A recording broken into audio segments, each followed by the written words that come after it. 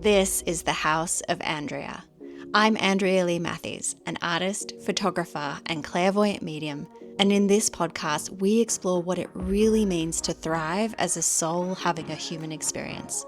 How to connect with our energy, transcend those edges and boundaries that we create for ourselves, and open to the full spectrum of who we are. If you're ready to see yourself differently, to sense more deeply, and to expand into more of who you are, you're in the right place. Let's dive in. Hello, and welcome back to the podcast.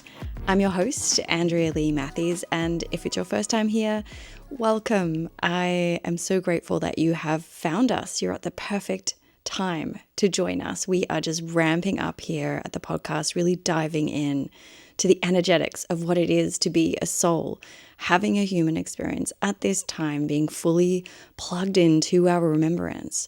And if you've been with me here every single week, welcome back, beautiful friend. I am so grateful for you. This week, I want to dive into the energetics of binaries. And when I talk about binaries, I mean feeling like there's only two choices or two possible outcomes of things, and how we can actually get addicted to being in situations where we feel like there are only two possible outcomes. Feeling like decisions are black or white, extreme or opposite extreme. And this can be so overt in our lives, like obvious, but it can also be very quiet. It can be hidden in the background. What I think is really interesting underneath this feeling like there's only two choices, it's A, which is going to turn out this way, but have these kinds of sacrifices, or B, which is in the opposite direction, which has a whole bunch of other sacrifices. And we sit in this pendulum almost of swinging between, well, I really think that I should do this, but it means these kinds of implications. And then we swing the other way another day and saying, oh, but maybe I should do this, which has these implications. And not only can we get into paralysis of not being able to make decision, or that feeling of extreme anxiety around what is the right choice, but we can also get into an addiction, an unconscious addiction of being in this swing, being in this dance between left and right, or A and B in this binary. And what's really interesting is that sometimes we don't know that we're getting addicted to it. And what becomes really interesting is that you can find yourself in this situation where you're always only seeing two options. It's like all of the other micro options, the 360-degree of possibility that does exist around you in this situation. The mind has a really difficult time trying to comprehend that and trying to understand that. So it's like those things don't exist. The mind can just cancel them all of those other things out. And then you end up in this swing between the binary. If you were here a couple of weeks ago, I mentioned Matt and I, my husband and I, are in this situation at the moment where our landlord is selling our property and we need to relocate. We need to find a new place to live. And I've noticed myself in the recent situation around our accommodation being like, well, we can either just go out and find another nice place that we like, or we don't do that and we do the absolute extreme of perhaps going over to Bali or something like that. And there's this big polarization that happens between the two things. But what is really interesting is that unconsciously you can get addicted to swinging between these two thoughts or these two feelings. And that sounds strange, right? Why would you get addicted to swinging between a situation that can create so much anxiety? But there's something innate in the human psyche, in the human mind, that loves to wrestle with things and loves to feel like it has to figure things out. And this is what I've noticed has happened many, many times, particularly before I was really tapped into my energy, to my essence, to my soul, and to my senses that allows me to see and feel possibilities and potential that exists beyond myself in the field. When I get into that real humanness, especially big situations like this in the past, you can get addicted unconsciously to trying to wrestle and figure this out. And sometimes you can get stuck in that cycle where you end up in such intense anxiety that you just feel like you can't breathe. And I've talked about this in previous episodes on the podcast, that overwhelming, ungrounded, chaotic energy that can raise up in the field and in the body that just makes you feel so anxious, and you constantly stay on the swing. And even although you hate being on the swing, you hate feeling so anxious, you hate having to constantly wrestle with this in an energetic sense, there's a familiarity to that, especially if throughout your life this has been a common pattern.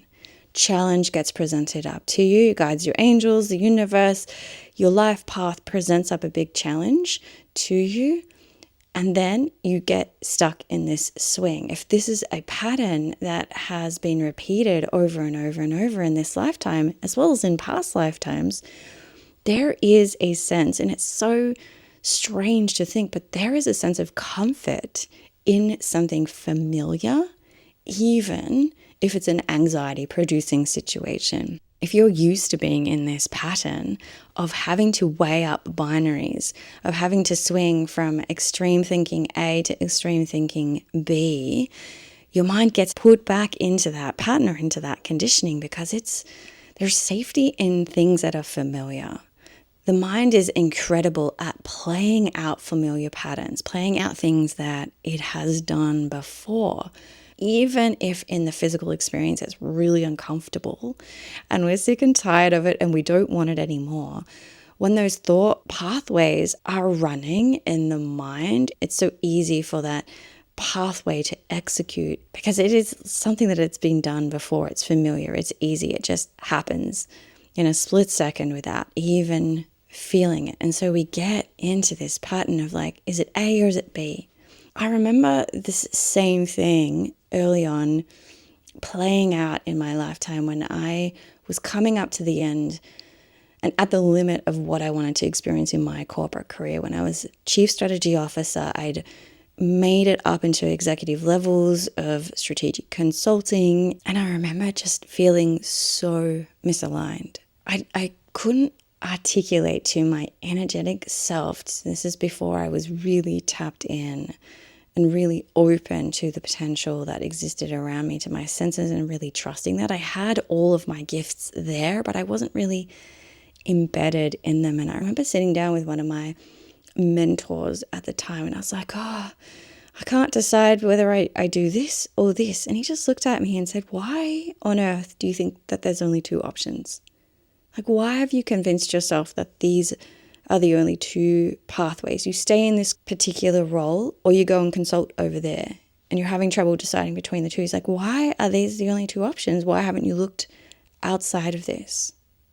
And I was like, I remember thinking, at the time, like, he's so right. There are more options than that. And that's actually what spurred me to take a completely different pathway and start stepping away from the corporate world altogether, particularly when the timing of that synced up with the major hysterectomy that I had to have and I was in this recovery period. I thought, well, now is the beautiful time to slow down and consider everything else that is here. But again, at that time, that automatic programming of the binary had kicked in, of seeing and feeling safety around two main options, but also getting addicted to the wrestle of trying to figure it out. And I think this is the other piece that's really important in this, is that we tend to retract from our energy, shrink back into our humanness. It's like we forget that we're this powerful, beautiful flame of a soul, this power of a soul that exists and is moving through the world in a human body. And we shrink that down, or we retract that back into this humanness, back into this psychological type mode that we can get into from a very human perspective, and we start weighing everything up from a very human point of view. And of course, our brains are incredible. They're incredible problem-solving machines that can think through things at a very fast pace. Even if you have told yourself over and over, you're not very smart, you're not very astute, that is completely incorrect. That is, again, a story. The brain that you have inside your mind is so powerful in that it can run situations, it can run options at the speed of light, at the speed that energy can move through the pathways inside the brain. But we get stuck in these old patterns or these old conditionings of finding safety in things that are familiar. And so the energy just moves down the same pathways over and over and over again, creating similar thoughts, similar binaries, similar anxiety producing mechanisms that keep us thinking that there are only two options. But here's the powerful thing. When we talk about the universe and source and energy and your guides and angels and everything that exists around you in the ether, those sources are infinite. There is no boundary to the edge of energy in our universe. There's no boundary to the edge of the ether that exists within us and beyond us. And so how could it be that there are only two possible options, or that there are only the options that our minds can come up with in this hamster wheel, this churning, or this patterned process that it knows how to go through? How is it possible that there are only two options available to us?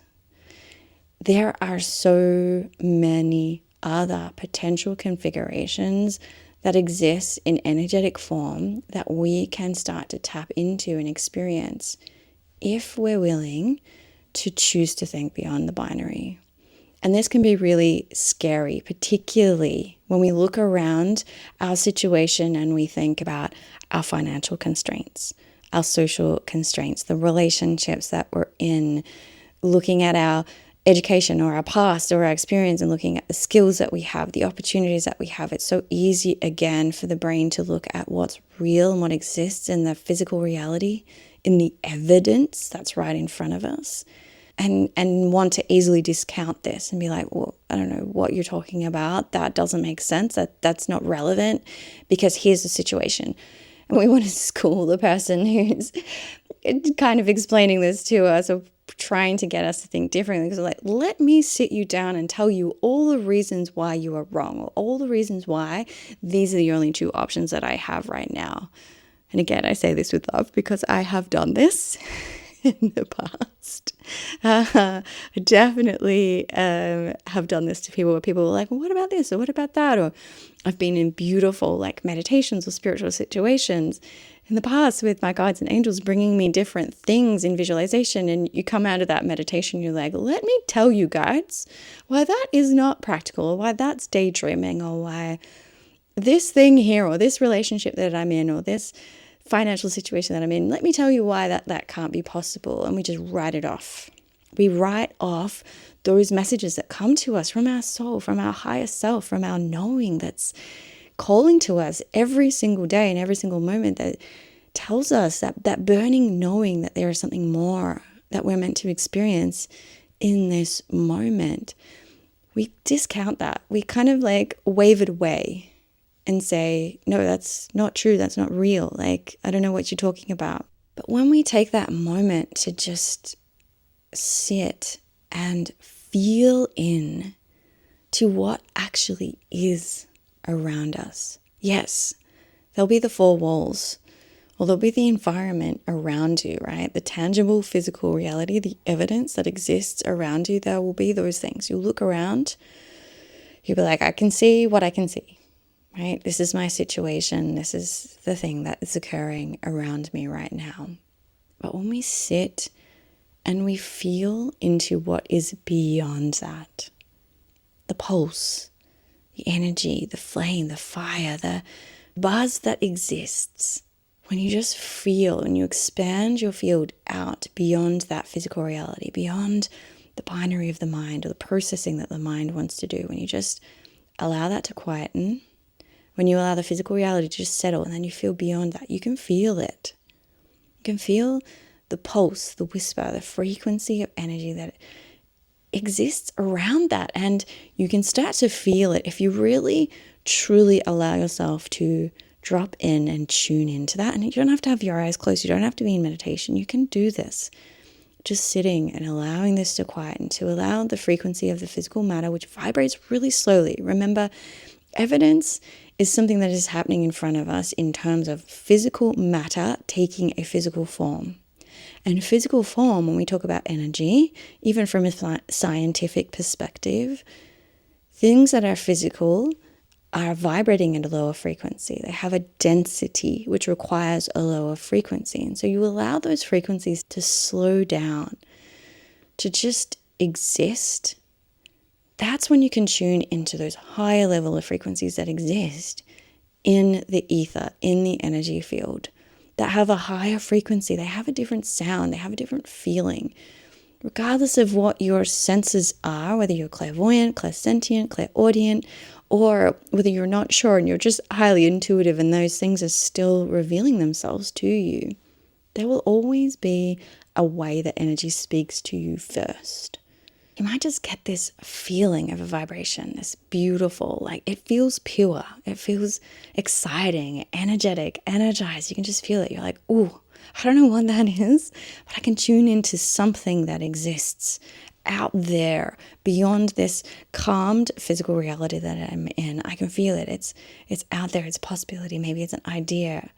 If you are clairvoyant or you have a strong visualization ability, you might start to see what you have written off so far as daydreaming. But in an earlier episode, I talked about how daydreaming and imagination are the beginnings of clairvoyance, the ability to see. So you might be getting glimpses of another possibility, another opportunity that exists out there.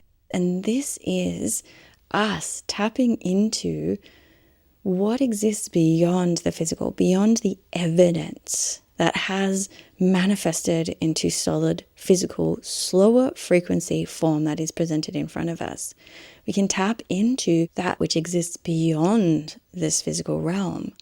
And this is where infinite possibilities start to feel feasible, start to feel tangible, because you are tuning into what exists beyond. And so all of a sudden, when we think, I have to choose between these two things, and sometimes it's not two, it might be three, right? Sometimes we like to add a middle option in there because the brain loves to go extreme, extreme, and then perhaps neutral ground between the two. But these three options still might not be the right choices in terms of the mission that you're on with your soul, the life that you're here to lead, the experiences that you're meant to have. These three or two options are most likely not all that there is to choose from. And so when we can tune out the physical reality, that binary, that choice, and tune in to the energy that exists beyond, that's when we can start to feel and see and sense and know some of the alternate moves that we can make. And here's a really interesting thing. Quite often, and I'll give this example of the situation that I'm in with Matt and selecting what we want to do in terms of moving. We have a deadline in a matter of weeks that this house needs to be vacated. Everything needs to be packed in boxes. The furniture needs to be moved out and it needs to be vacated. And it doesn't matter where the stuff goes to or where we go to. The fact of the matter is that it has to be emptied. But when I tune outside of those two options that my mind is wanting to swing between from a physical thinking perspective, when I tune out into the field, all of a sudden there's so many other options that become possible. And of course, when there are lots of options, we can get into that phase of analysis paralysis. Like, oh, now there's 50 things. Like, it was hard enough to choose between two binaries. let alone now having to choose between an infinite amount of options. But that's us trying to interpret the energetic field with the human mind. It's trying to look at it from data points and then sort data points into buckets to then ultimately assess and make a decision. And that's a lot. That is a lot for anyone to do. But again, that's coming back to that addiction of being in the mind, of having to choose, of having to wrestle and figure out. It's the same as when we want to start a business or we want to be an entrepreneur and we get stuck into the hustle, the hard work, because there's something within us that feels like we prove value to ourselves when we're working hard, when we're hustling, when we're showing our worth through the doing.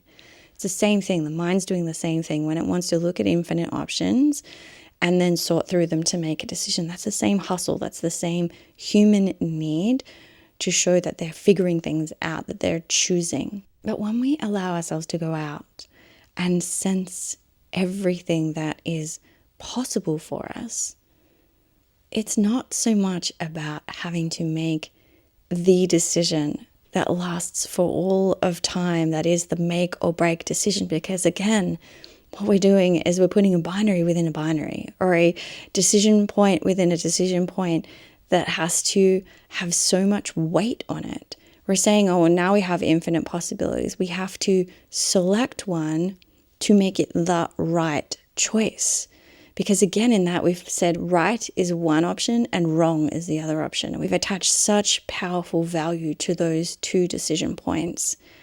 The key is to allow yourself to just soften and open up to all of the possibilities that exist. To then feel like it is a journey through experiences. Because if we can switch from this decision-making mechanism in our mind to this feeling, sensing, knowing, trusting, and moving, all of a sudden, each decision that you make is opening the door to infinite possibilities in the next thing. Again, coming back to that example of the house, I can feel into lots of different options that exist. When you look at any option, the truest decision that you could make is feeling into the one that your soul is nudging you towards right now, and knowing that once you make that move and that decision, infinite possibilities become available. As a soul in a body that is tapped in to a universal field of source, of potential, remembering that we are that means that we can access that through our senses, even through our mind. If we can quiet the chatter of the mind, so many things become possible, so many opportunities, people, situations, interactions, those things become infinite again. And we can just choose. We can ground for a little while, we can make a decision, we can ground there, we can settle, we can rebuild our energy, we can experience all that it is to be experienced there in that moment, in that situation. And then when we're ready, we can expand out again and be like, okay, what's here? What's here beyond the binary? What's here beyond what I can see? What's here beyond my anxiety?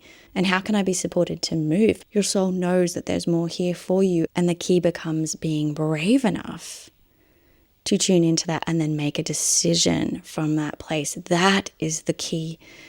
That is the underlying key experience of being a human as a soul, here to experience things, is being brave enough to make the decisions that your soul wants to make, that you know you want to make. The first step, though, can be allowing yourself to feel beyond only having two choices, to slow yourself down enough on that pendulum swing to get underneath, down into the calmness, underneath the anxiety, underneath that preconditioned, patterned swing and wrestle, to get underneath that, to tune in to the fact that there are infinite possibilities, and no matter what decision you make, there will be more infinite possibilities beyond that. And sometimes you need to just make a step or a micro move. You need to make a move to ground yourself enough to then be able to make the next move.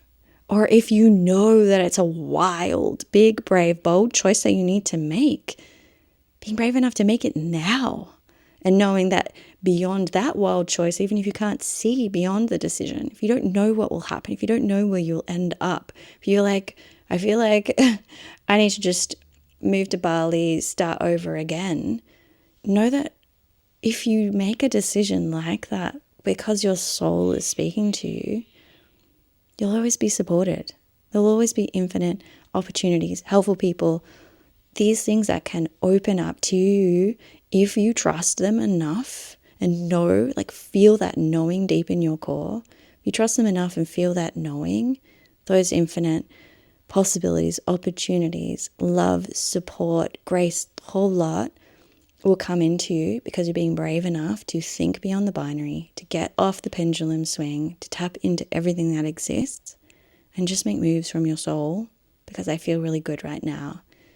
And know that no matter what situation you get into, financially, otherwise, there is always a solution. There's always something outside of the box that you're not seeing, that if you can quiet your mind and tune into it, it will come to you and it will change everything. I hope you have an incredible week, and I'll be back here again, same time next week with another powerful conversation about energy, soul, essence, gifts, tapping into it, converging art and magic together to have an incredible life. And I'll see you in the very next episode. If you're not in there yet and you want to get into the private Telegram space where all of these audios drop every day, as well as all the art, the conversation, and the behind the scenes, go to www.andrealeematthews.com/private podcast. You can also follow me on Instagram at Andrea Lee Matthews, and you can find more about me and all of my work at andrealeematthews.com. I'll see you in the next transmission.